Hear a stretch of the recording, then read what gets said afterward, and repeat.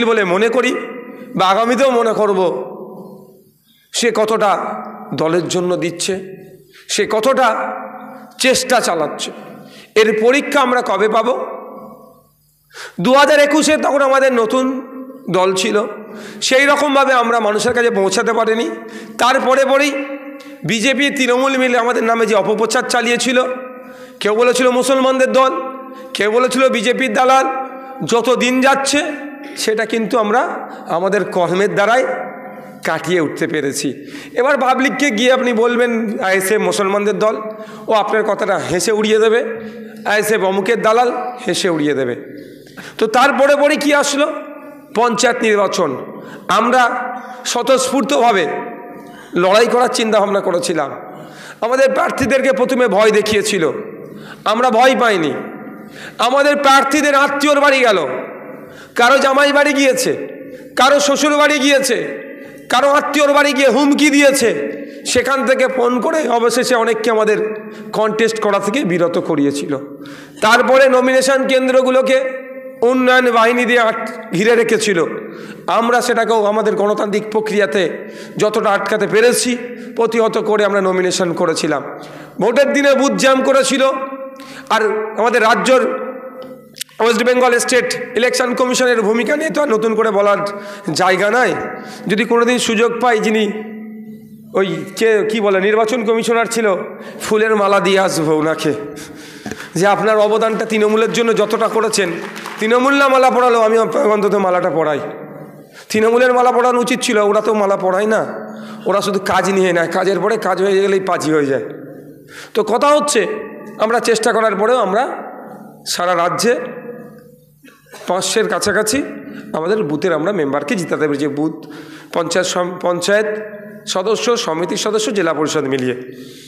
তো তখন আমরা আমাদের সংগঠনটা বা সাংগঠনিক যারা দায়িত্বে আছে, বুথ থেকে শুরু করে জেলা পর্যায় পর্যন্ত, কার কত কাজের ক্যাপাসিটি, কে কতটা দায়িত্বশীল, আমরা কিন্তু মূল্যায়ন করে উঠতে পারিনি।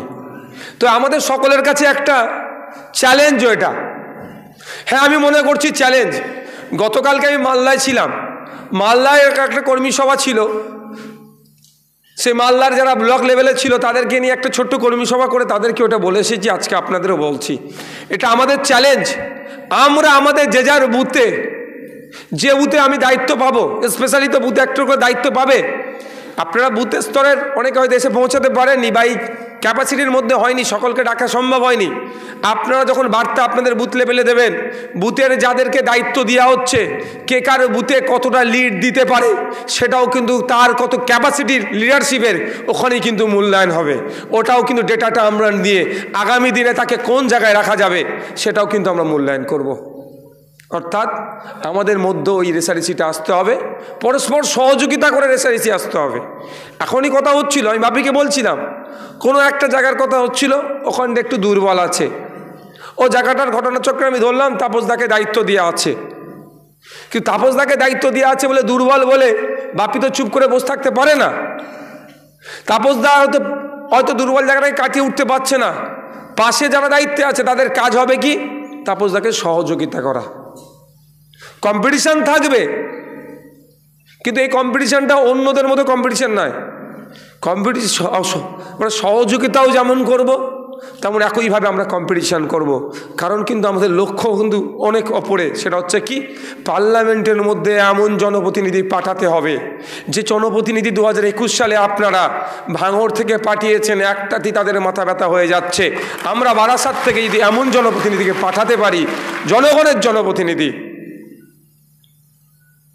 যাবে, যে মানুষের কথা বলবে, বিভিন্ন সময় বিভিন্ন এতে পার্লামেন্টে যেভাবে 370 থেকে শুরু করে, তালাক থেকে শুরু করে, কৃষকদের বিরুদ্ধে বিল থেকে শুরু করে, যেভাবে জনবিরোধী বিল একের পর এক বিল পাস হয়ে যাচ্ছে, আর যাদেরকে আমরা আমাদের রাজ্য থেকে ভোট দিয়ে পাঠিয়েছি, ইভেন সিএ পর্যন্ত, তাদের ভূমিকা কি ছিল।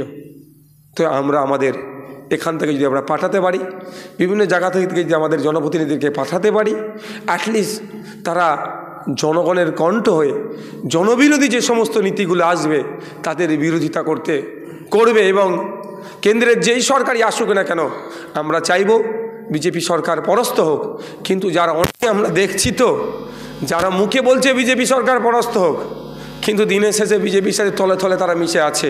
তারপরেও বলছে আমরা আমাদের সর্বোচ্চ ক্ষমতা দিয়ে আমরা রাজ্য থেকে বিজেপি এবং তৃণমূলকে পরাস্ত করতে পারলেই আমাদের অন্তত নৈতিক জয় হবে।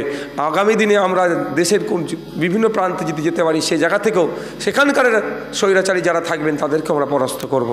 তাই আমি অনুরোধ করব, এখানে যারা আছেন, বুথ স্তরের যারা আছেন, ব্লকের যারা আছেন, আপনারা দায়িত্ব ভাগ করে নিয়ে বাড়ি বাড়ি পৌঁছে যান। আজ থেকেই আপনারা দায়িত্ব নিয়ে নিন। একটা বুথে 200 বাড়ি আছে, একটা বুথে 200 বাড়ি আছে, আমাদের বুথ কমিটি হয়েছে। ওই বুথ কমিটি সাথে যখন নির্বাচনী কমিটি অ্যাড হয়ে যাবে, 10টা 15টা করে বাড়ি ভাগ করে নিন। ওই 10টা 15টা বাড়িতে আমাদের চিন্তাভাবনা, আইডিওলজি, আমরা কি করতে চাইছি, কেন আমাদেরকে ভোট দিতে হবে, 10টা করে বাড়ি ভাগ করে নিন। ওই 10 জনের বাড়িতে এখন থেকে নিয়মিত আপনারা যোগাযোগ করতে থাকুন, নিয়মিত আমাদের চিন্তাভাবনা তাদের কাছে পাঠান। আর এই বিজেপি তৃণমূল তথা বিজেমূলের যে বাইনারি হচ্ছে সেটাও তাদেরকে জানান, তাহলে তারা বুঝতে পারবে যে আমাদের কাকে ভোট দেওয়ার প্রয়োজন আছে। আমরা তো বুথ দখল করব না, আমরা তো ভোটারদেরকে টাকা দিয়ে প্রভাবিত করব না, কারণ এগুলো গণতন্ত্রের পরিপন্থী, সংবিধান বিরোধী কাজ। এ কাজ আমরা করব না।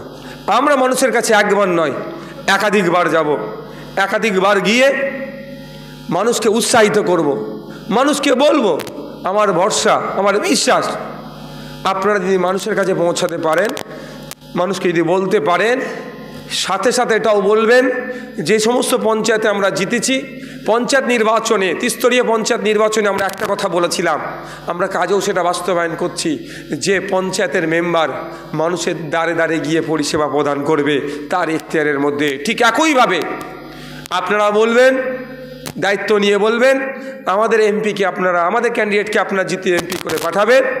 সে তো পার্লামেন্টের মধ্যে গিয়ে লোকসভার মানুষের চাওয়া পাওয়া, অভাব অভিযোগ সহ সারা দেশের মানুষের, জনগণের বিরুদ্ধে যদি কোনো বিল আসে তার যেমন প্রতিবাদ করবে, জনগণের ফেভারে কোনো কাজকর্ম করার জন্য সেখানে স্পিকার স্যারের মাধ্যমে কনসার্ন ডিপার্টমেন্টকে যেমন জানাবে, সাথে সাথে তার লোকসভা কেন্দ্রের মানুষকে পরিষেবা প্রদানের জন্য সে মানুষের ঠিক ভোটের সময় যেভাবে মানুষের কাছে এসে ভোট চায়, ভোটে জিতালে তাকে 5 বছর ধরেই মানুষের পাশে থাকবে।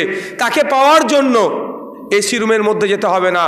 আমাদের ক্যান্ডিডেটকে এমপি করলে ক্যান্ডিডেট ভোটের সময় যেভাবে মানুষের কাছে গিয়ে ভোট চায়, 5 বছর ধরে এমপি মানুষের কাছে গিয়ে পরিষেবা দেবে। এই দায়িত্বটা আমি চেয়ারম্যান হিসাবে আমি নিলাম। আমাদের পঞ্চায়েত মেম্বাররা করছে তো। আরে ভাই, আমি দায়িত্ব নিচ্ছি যখন, আমি যখন কন্টেস্ট করতে আসছি সেই শর্তে তো আমরা তাকে দাঁড় করাচ্ছি, ভাই এটা আপনাকে করতে হবে, কি দিদি এটা আপনাকে করতে হবে। সে শর্ত মঞ্জুর করেছে বলেই তো কন্টেস্ট করছে আমাদের দলের প্রতীকে। তার জন্য আমার এত ভাইরা মেহনত করবে। ভোট মিটে গেল যদি মনে করে তার আলাদা ওষুধ আছে আমাদের কাছে, সে আমরা ওষুধ দিয়ে দেবো ঠিক সময়। বলেন। আর একটা কথা, স্বল্প কথা বলবো একটু পরে, স্বল্প কথা বলবো। আমরা পঞ্চায়েত নির্বাচনের সময় অনেকে ভোট দিতে পারেনি, শুধু আইএসএফ নয়, যে ভোটাররা যাদের রাইট আছে, ভোট দেওয়ার রাইট আছে, তার যাকে ইচ্ছা ভোট দিতে পারে, কিন্তু দুঃখের বিষয় তৃণমূল কংগ্রেস তাদের সমর্থকদেরকেও ভোট দিতে দেয়নি পঞ্চায়েত নির্বাচনে, বা অনেকের ভোটকে মান্যতা দেয়নি। কিভাবে মান্যতা দেয়নি? গণনা হয়েছে, বিরোধীরা জিতেছে, সার্টিফিকেটটা ওরা কেড়ে নিয়ে, অর্থাৎ সার্টিফিকেট না দিয়ে ওদের পরাজিত প্রার্থীদেরকে বিজয়ী ঘোষণা করে সবুজ আবির মেখেছে। হয়েছে তো ভাই? সেই সমস্ত জায়গাগুলোকে আগে টার্গেট করুন। আমরা যেগুলো জিতে আছি তো সেগুলো আবার জিতবো, কারণ আমাদের কনফিডেন্স আছে, মানুষের সাথে সেই রকমভাবে আমরা মিশছি।